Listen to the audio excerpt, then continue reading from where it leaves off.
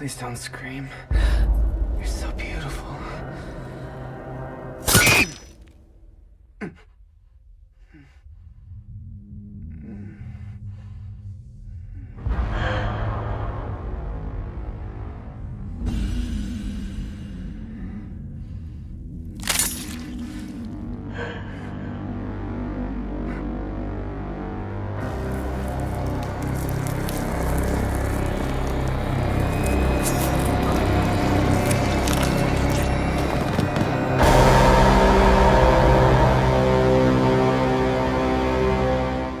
One of the most underrated horror movies in recent memory is 2012's Maniac. A 6 on IMDb, rotten critic and audience scores on Rotten Tomatoes, 47 on Metacritic. The general consensus seems to be that at best Maniac is a mixed bag and at worst it's complete garbage. But I genuinely think that it's fantastic. I would even go as far as to call it a horror favorite of mine. The brilliance of shooting a horror film in first person is fully utilized. Now we have an underrated first-person horror film and an underrated first-person action film. There's a lot to love about Maniac. Elijah Wood's performance, the gore, the references to other horror works like The Cabinet of Dr. Caligari and The Silence of the Lambs. I love this song. Dance with me. The phenomenal score that I genuinely listen to often, and plenty more.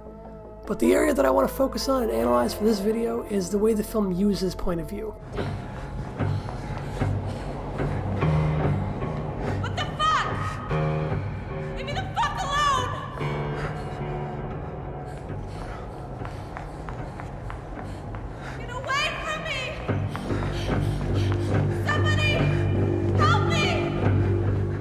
The perspective of Maniac is integral to the film.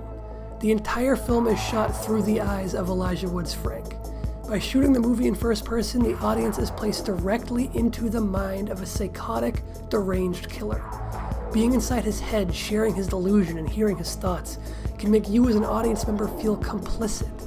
In a masterstroke of horror filmmaking, the audience is made to almost feel as though they are condoning the actions of this deranged murderer. We're with him as he stalks these women, kills them, scalps them, and makes mannequin effigies of them. And we do nothing to stop him. Seeing these awful actions through his eyes not only makes them more intense, but it also adds some degree of responsibility on the viewer. The film does have a few key moments where the first-person perspective breaks. There are a handful of these moments, and they are very carefully chosen and executed. These are moments that could still be conveyed perfectly well in first person, so why does the film shift to third person in these few moments?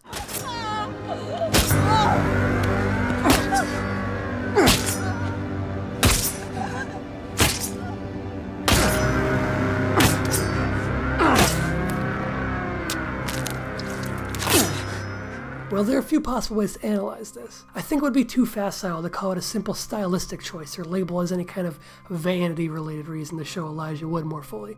I think the reason for the perspective shift in these moments has to do with the characterization of the audience. I believe that the viewer of the film is a character within the film. We're seeing through his eyes, we're inside his mind.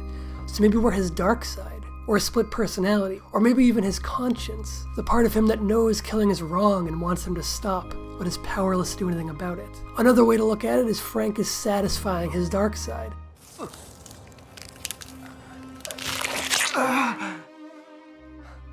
In these few moments that the camera leaves his perspective, the darkness inside him is quelled.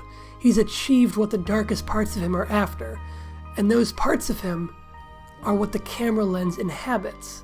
The camera drifts away from his POV and sees him in third person, the same way that Frank might be seeing himself in that moment. He's a killer experiencing the catharsis that he craves. He's feeling pure bliss, and in these moments, he's having an out-of-body experience, seeing himself in third person, getting an outsider's view of his own acts of violence, the same way he looked on toward his mother's acts of prostitution. Away from me, the car, god damn it! Frank! Oh!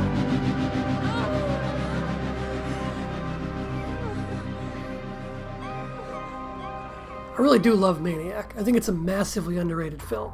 It's definitely not for everyone, as ratings have shown, but if you skipped it, maybe give it a watch. And if you did see the film and discounted it, maybe give it another shot. Who knows? I think it deserves a lot more credit than it gets. In the canon of recent horror films, I think it's easily one of the best, certainly one of my favorites.